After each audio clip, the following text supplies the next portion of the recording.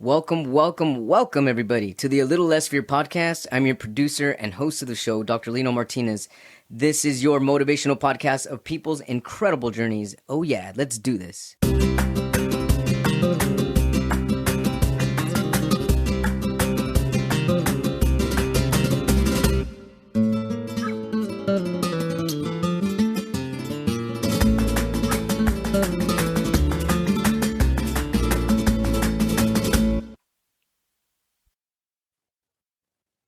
Welcome back, everybody, to the A Little Less Fear podcast, the Dr. Lino Show. I would love to welcome today Sandy Stream.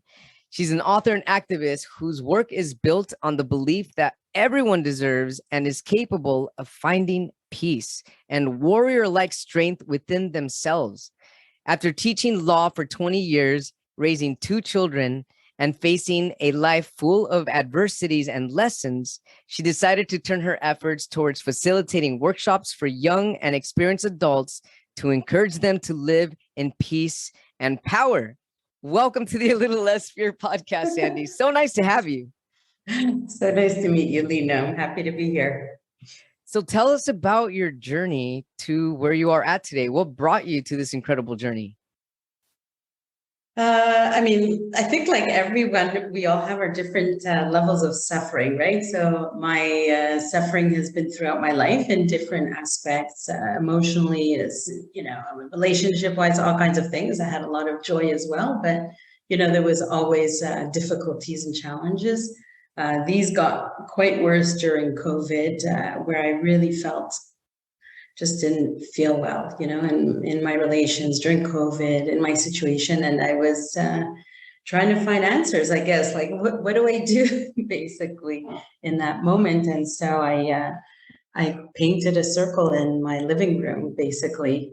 Now I call it the courage circle, but basically it was a space where I would sit my butt down and start to figure things out. And in that space, where I would meditate, I would cry, I would take notes, I would watch a million things, I would listen to any sounds that felt right. And I basically started organizing information as I was learning it. So whatever I was experiencing or reading or whatever, just kind of organizing it, I guess, into pieces. So if I heard like a really cool thing about people pleasing, and then I would reflect on it, and then I'd get an idea. And so it had its sections. So it was basically like trying to find a manual for myself.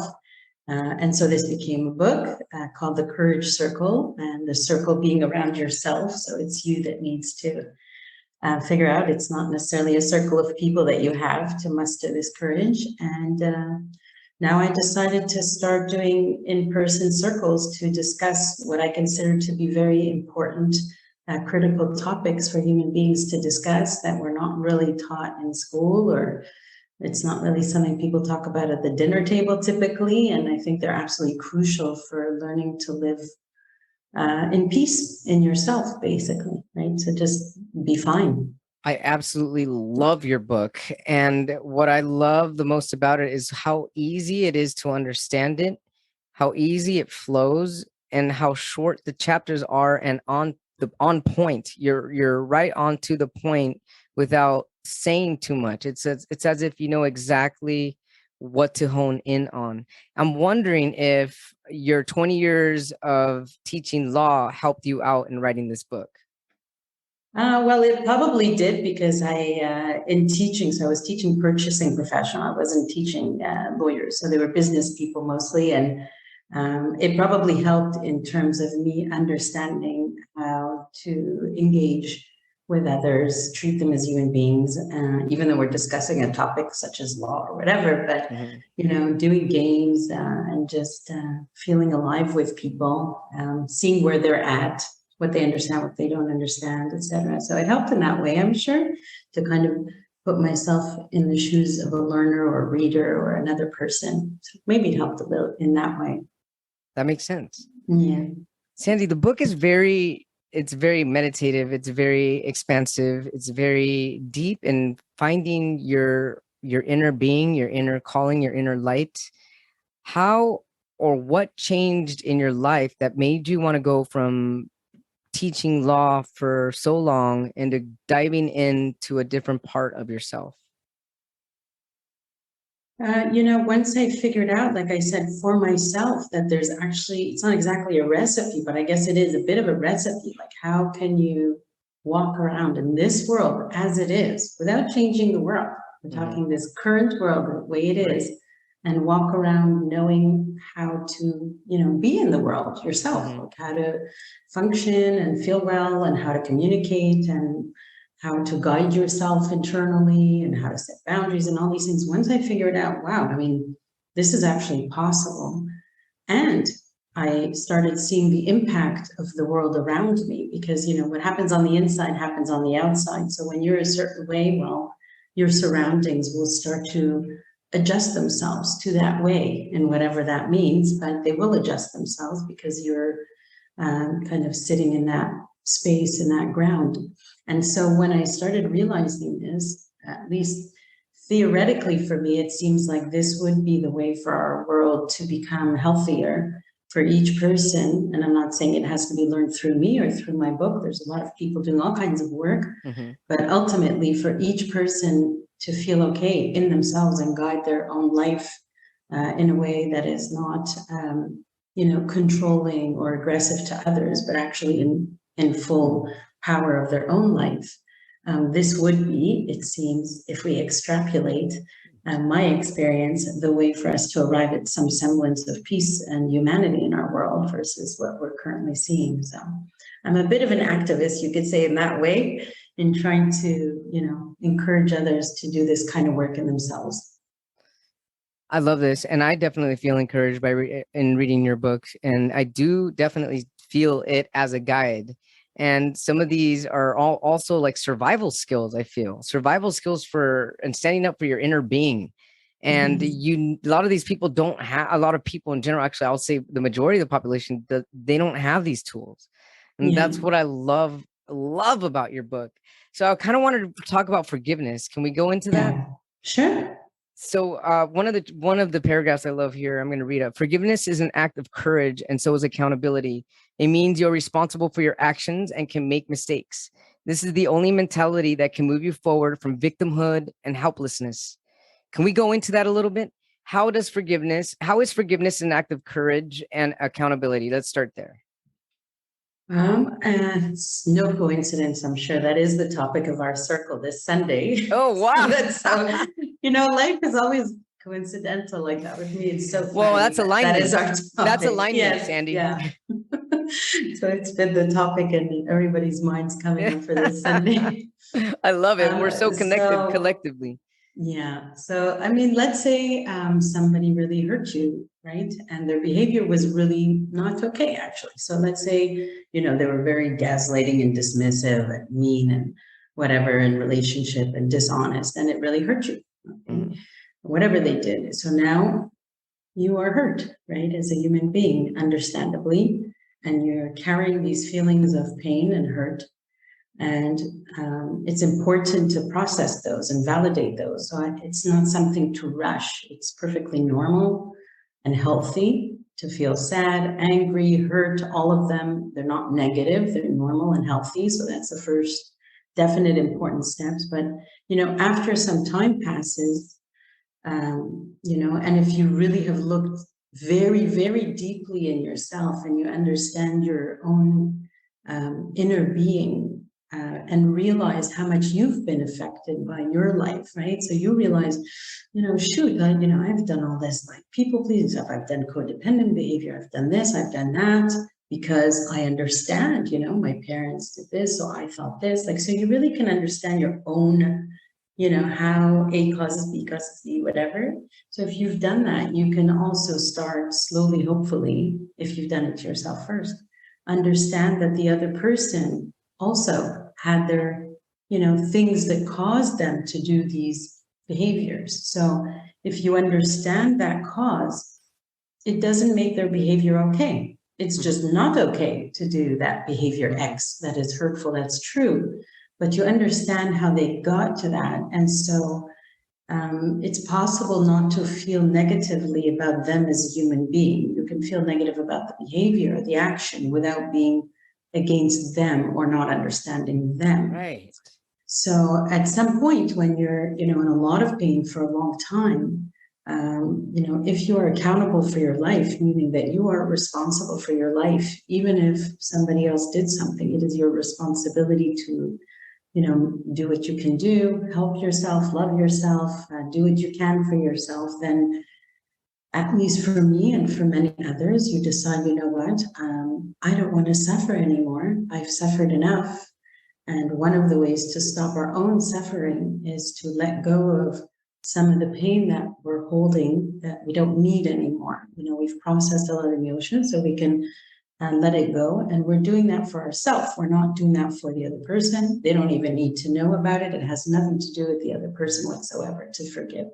And you can now, take charge of your own life and find your peace and find your happiness. So it's a courageous thing to see yourself as a human being worthy of feeling well, and to also understand that the other person is also worthy of feeling well, but maybe didn't have the opportunity, or maybe is injured or whatever else, and is making mistakes, which means, okay, fine, we'll set some boundaries. We don't appreciate the behavior, but we don't need to have animosity at a deep level. So that's a very freeing process. At least it was for me, to walk around like that in the world. And then you can kind of walk around forgiving all the time in the world. Like everything is, you're a forgiving person. Doesn't mean you don't set boundaries. I'm very strict with my boundaries, actually. That's so true.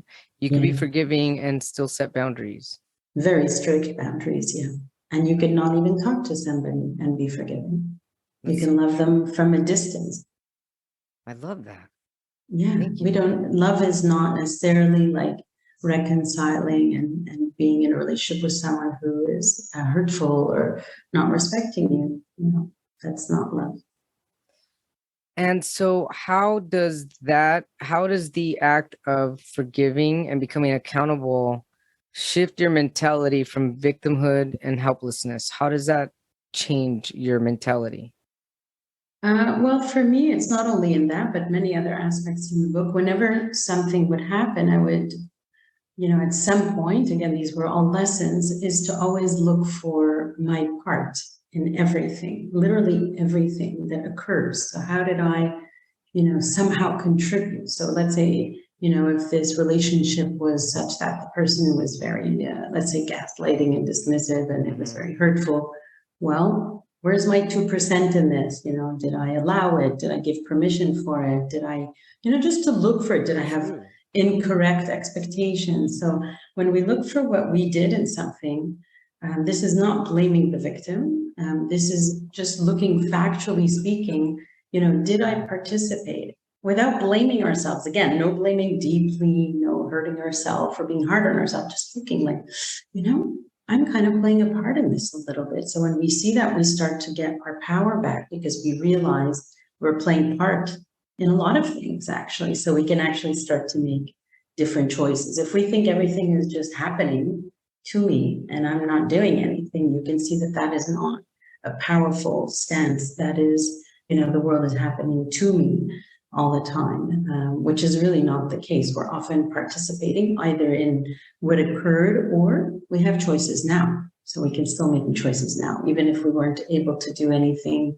For example, a child who was raised in a home with whatever abuse of whatever, we're not going to look at how they, participated in it. They didn't. It's not their thing. But now what? So that's the difference. Now what are you going to do about it? Given this reality, what are you going to do for yourself? How are you going to help yourself? So it's taking on the responsibility and owning the power of taking care of yourself the best way you can, as if you're the best mother in the whole wide world to yourself. I love how you said that you take your power back by becoming, by just being accountable and not falling into these, into the feeling of helplessness or hopelessness or victimhood. So Sandy, I'm wondering, because my confusion with the in the terms of talking about power and how you actually get your power back by being able to be accountable and not being in that victim mentality or that helpless mentality. I always felt in the past that if I brought up my own traumas or I was accountable for things, that would show that there was a weakness about me. And in that weakness is actually where my power was. So I would actually be losing power if I were to self-confess or even confess to others. However, what I've seen now and what I've realized now is that the power comes from being truthful and being in alignment with really love and courage. And by doing that, you expand and you open up and you gain power. Is that correct? Yeah, absolutely. I mean, it's so important to be able to see our actions without being critical. It's not a weakness to see the truth. We're just seeing the truth, right? So, but people have a hard time seeing what their actions might be because they live on some kind of, I call it the invented point system. Like, I don't know what that point system is, but somehow we've bought into some system where we get different points for, you get a certain number of points for a law degree, for PhD, for certain height, for certain look, for certain house, like, I don't know what that point system is. It's a weird thing. So like, how many points do we get if I was depressed for 3 years and I managed to get up and take a shower today? Do I get points for that? Right, true. What about saying, being kind to my neighbor?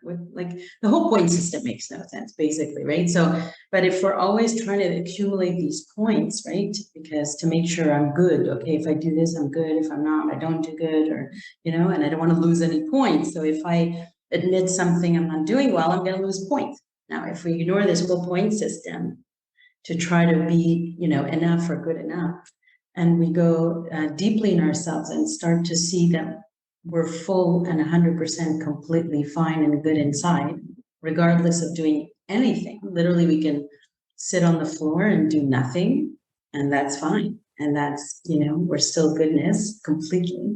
Right. So if we arrive at that feeling of knowing our goodness deeply, regardless of any of that, actions or points or anything like that, then we can see anything. So if you tell me, Sandy, I find that you're doing some interrupting or who knows what, and it's really kind of bothering me because I don't feel I can tell you what I'm feeling, or let's say you tell me something, right? Not critically, but actually you're kind of troubled about something I'm behaving. I might be like, oh, really? Yeah, tell me about it. I'm not going to lose points for that. Right. I already have my 100 points, so I can hear anything. I can learn anything. I can grow from whatever, as opposed to someone who feels they're going to lose points, so they can't, it's harder to see things because it'll diminish them in some way in their mind because they haven't yet felt their fullness, right? To understand that we are not our mistakes. We are not our, what we may be doing this week or next week, or that's not the essence. That's not our essence, right?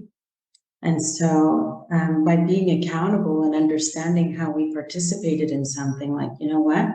I was giving permission, in a way for this to happen, or something that's not putting me down whatsoever. That's powerful because now I see, oh, I'm actually doing things in my life. So now what else can I do differently, better for me, or whatever? So you're a player. You're a player in life. You're a participant of life.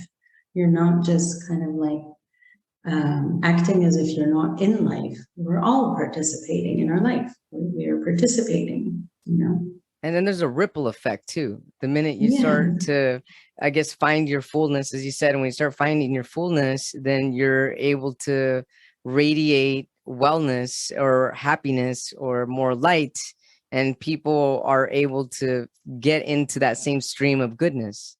Yeah, I think so. And even if you might tell someone something, a boundary or something you're upset about, it won't be a deep attack. It'll be like, hey, I don't want you to yell at me, but it won't be this, you're such a horrible person, in the tone, right? In the tone of voice, because if you're not a horrible person, why would they be horrible? Like, you're the same, right? There's a sameness in the depth. And so even if you might become very strict about behavior, which I try to be myself, with strict about the behaviors I allow in my life for my own well-being, because I won't feel well. Like, I've been there, right? So I know how I feel when I'm not, when I allow certain things. So, but still, even with strict boundaries, you can be soft and with the person about it, and yet very strict on the behavior. And that sends them a message too, that, you're all right, you're cool, but your yelling is not cool, right? Separating, separating exactly. That. Yeah. You said something earlier too. Know your goodness. How does someone begin to know their goodness? I know. Such a weird question. How do you know your goodness? Well, the first thing is, so I talk about the calculator head. So we often think we are our head or our thoughts, we think that's who we are, or we think we are our degrees, or we think we're a certain title, like a mother, that that's who we are. But if we spend more time in the body and not the head, and how do you spend time in the body? I guess, meditating, yogas, the qigong, like anything that's body, right? Massaging, anything that you start to feel, including feel your pain, feel your traumas, feel your sadness. Anything. You feel, the more you get in the body and the feeling, then you start to kind of feel yourself. And for me, I find very powerful to do any kind of like heart meditation. So heart chakras, heart this, heart that, just to feel your energy of your heart to open wide. And, slowly you start to realize that there's something deeper here. I'm not just my worries about tomorrow. There's like a me that's a bit deeper, but it's in the body. It's not thoughts. Thoughts are not really true. Our bodies are true, right? Our energy is true. Like that's reality, It's more reality. And so we can feel our own energy. So you can call it your heart, your spirit, your soul, your essence. There's a million words that people use to describe themselves in a deeper way that way. And start to feel that and follow it and respect it and trust it, and slowly, instead of just trusting what everyone else tells you to do or what they think you should do. So you have to start to trust what your inner energy tells you to do. How does somebody begin to trust? Let's say that they haven't trusted others and they haven't trusted themselves or their decisions for a very long time, and they're going inward for the first time, trying to figure out and know their goodness. How does one get in touch with what feels good at that point? Well, like I said, when we're in our body, we can feel, right? So once we're feeling, including feeling emotions and pain and whatever, but we also can start to feel like, does it feel right for me to do this podcast or not? And obviously, as we talked earlier, you felt like, I should do this, and that's it. Like you felt it. There was no other rule there. There was no other, you just felt you should do it. That simple. And you, I guess, took a bit of a leap of faith and just said, I'm doing it. Let's see what happens, without all the worries and predicting, and just said, I feel I should do this. So you did it. So somebody following that feeling. Yeah. Literally, people can ask themselves questions and then feel what that answer feels like from there on. Yeah, I think so. Yeah. Especially if you sit on the floor, and there's a reason to sit on the floor. We have, we're a little bit electrical beings, if you want to call it. The energy of our head can get grounded and whatever, but you sit on the floor, you close your eyes and you ask yourself, oh, should I go into this university degree or not? Like, is this right for me or not? And see what happens, see what answers are coming from you, and trust. It's hard to trust because nobody maybe has ever given you that message, right? So I try now. I don't think I was always doing it so well, but with my kids, when they say, yeah, I feel like I should go do blah, blah, blah, I'm like, okay, nice. That's it. And there's no reason to question it because those are their feelings. And yeah. I mean, sometimes I might say I'm still a mom, like, have you thought about this or whatever, we still have the mommy in us sometimes, but I try as much as I can to say, interesting. Okay. It really is their life, especially if they're over, they're adults and their choices, and I don't own them. It's not my life, it's their life. There has to be a healthy separation between you and your children, which I had to learn as well, to respect their life and respect their path and their choices. We don't own them just because we gave birth to them. So true. Absolutely. Yeah. Let's talk about courage, Sandy. Yeah. You have an incredible chapter on courage, which actually allowed me to be more courageous with certain things in my life. And in doing so, it helped me feel like I expanded, and it gave me more of a peace of mind that I knew inherently after being courageous about certain situation that I was growing into a better version of myself. What do you have to say about courage? For me, courage is like a constant, right? So courage is not jumping in front of the train and saving someone, like that's not courage. It takes, I just think that a constant courage in our world to be yourself. So all the messages come at us to be something else, whatever it is that somebody else thinks you should be.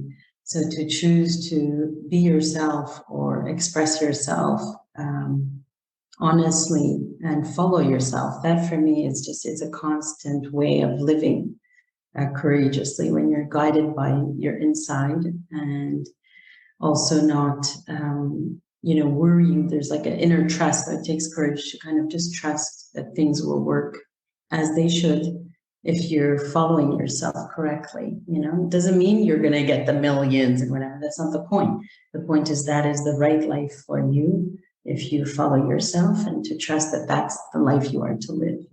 So I think it takes courage to live that way. It sometimes can be difficult. Not a lot of people subscribe to this way of living, so you may not find a lot of common, Yeah. people who agree with living this way. Um, but for me, it feels right.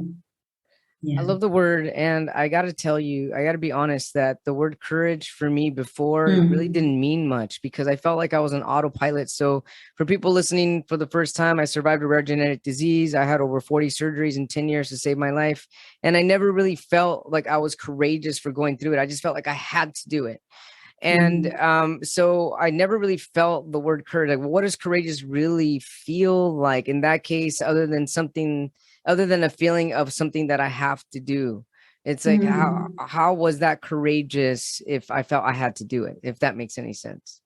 But Yeah, now that when makes I sense. see it, I'm feeling the word accountability, and even accountability for your actions. You can even be accountable for things that you weren't aware of that could even have had a positive impact, such as a positive word like courage.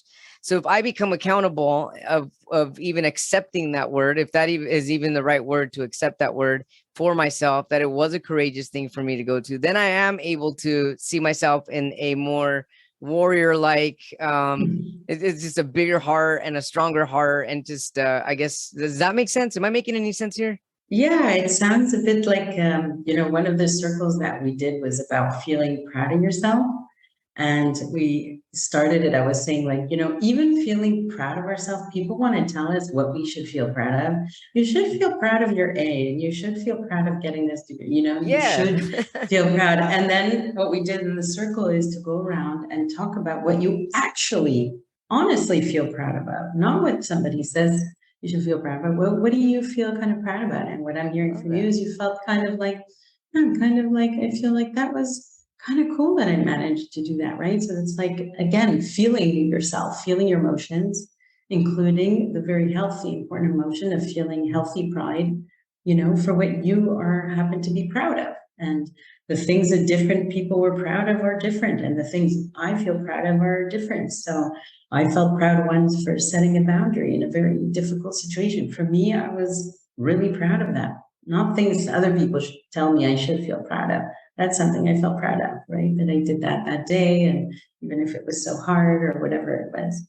Someone else said that they felt proud of themselves because, she has epilepsy, and it was the first time in her life that after having an epilepsy episode, instead of blaming herself, she was like, okay, I'm not blaming myself. It's not, it's something I'm doing on purpose or whatever. So that's what she felt proud about, right? So it was really interesting to go around and hear, everybody's actual experience, their truth about what they feel proud. And that's another emotion that is, controlled. We're often told, don't feel sad, don't feel angry, and pride. That, like, there's a lot of control in our world, and to have be honest about your feelings, including the nice feeling of pride, for what you actually feel proud about. It's really a nice thing. It helps us to feel good about ourselves, you know.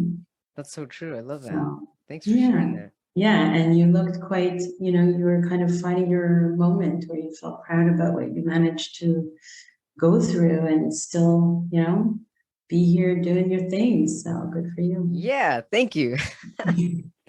Let's talk about opening and expanding. What can you say about opening and expanding? Because it's also an incredible chapter in your book. Well, there's different ways, I guess, the words are used, but the more we're open to other experiences or open to people, then we're not kind of constricted or limited in the life experiences. So more things become possible. And this opening happens again from, opening the heart space, which often entails feeling old pain, and that's why people avoid going into their heart. I think it's just very painful to do. But then we can overcome pain, and then we're living a bit more heart-centered life. And if you're talking about physically expanding, for sure, many people say, I don't want to say that I know for sure, not for sure, but that our energy, we literally can expand in terms of our energetic aspects when we're more open from that space. I love that. So, and in expanding our energetic space, it also becomes a domino effect, because if we open that up, then other people are going to open up, feel your openness. And in doing so, people start to almost heal each other, right? I think so. I think it's self-contagious. Yeah. I think courage is contagious. Courage is contagious. I love that. How is courage contagious? Well, the same way fear is, right? Like whenever you hear someone, they tell a story about their courage, like everybody gets kind of like, yeah. Yeah, right. Everybody wants to share how courageous. Yeah, and you kind of feel and you feel like, well, they can do that. Maybe I can do that, or Definitely. Courage is contagious. That's so true, which is why it's important for people to share their stories, because their courageous story can help someone else feel courageous. Sure. Take the next step. Totally. Awesome. Thanks so much, Sandy, for sharing your wisdom. Your incredible stories here are just there. I mean, you're helping me expand, and I'm certain that so many people are going to grow and expand and share themselves. And this is going to have an incredible ripple effect. Your book, The Courage Circle. How can our viewers, our watchers, and our listeners find you and your book? Well, I have a website. Guess what it's called? The Courage Circle. The Courage Circle. .com, and that's it. I don't do anything else, so that's where people can contact me or join the circles that I do or find the book or whatever they want. One more question, actually. So the title of your Sure. book is called The Courage Circle: How to Live in Truth or Dare. And Dare. And Truth and Dare. Oh, there you go. And yeah, Dare. It's a play on our little Truth or Dare game when we were young. This is Truth and Dare. How did that part come up? Well, I don't know. I was thinking of like when you're young, you want to play Truth or Dare, and the word truth was so powerful in the book, as well as being daring or courageous. All of a sudden, I was like, well, how to live with truth and dare, not or. Oh, so, wow! I don't know. That's how I came. I don't know. I love it. Excellent. Yeah. Sandy Stream, everybody, author of the book, The Courage Circle. If you'd like to get information on her book, you can go to her website at thecouragecircle.com. Thanks so much for being courageous and sharing your story and just being a really incredible light here with the world. Wishing you and your family. You too, Lino. I am right back at you.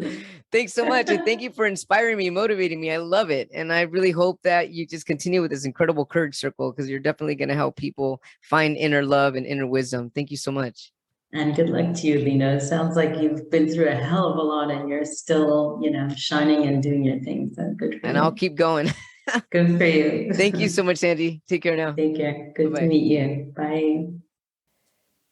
Thank you all so much for tuning in to the Dr. Lino Show, A Little Less Fear podcast. If you'd like to get a hold of me, you can do so by sending me an email at alittlelessfear@gmail.com or through an inquiry from my website at www.alittlelessfear.com, where you will always find information on where to get my book. You can get my book on Amazon and Amazon paperback version, Kindle or Kindle Unlimited. And I also create incredible visual video poetry for people that are interested in marketing, or even just to send a personal note to anybody or somebody that you might love. So yeah, check it out. I love it. Poetry is my passion, one of my other passions, aside from doing what I do right now, which is giving you all the motivation that you need to keep growing, to keep motivating people, motivating yourself, and to keep expanding. I love you all so much. Have a blessed day and take care. Rock on.